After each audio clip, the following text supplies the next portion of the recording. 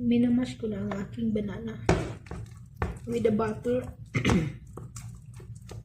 May half cup of butter lang, dalawang banana.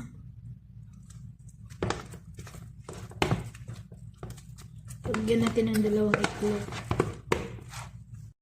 At din natin ang sugar. Kunti lang sugar, guys.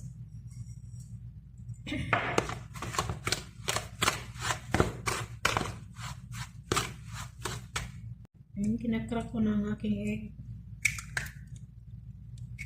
Dalawa.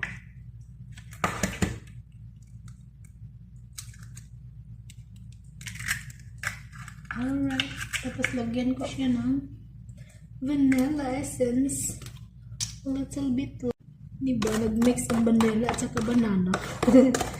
It's nice. It smells good. Lagyan ko siya ng soda bicarbonate.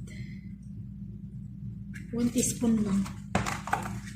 Tsaka ilagay ko na ang aking flour. And here is my flour.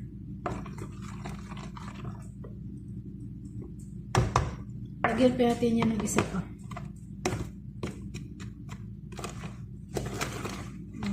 Mix muna natin.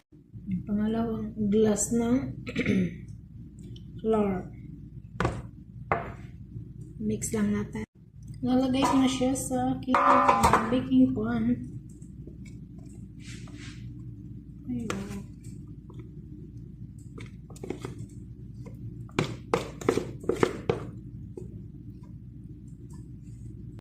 Ayan, bibake ko na siya.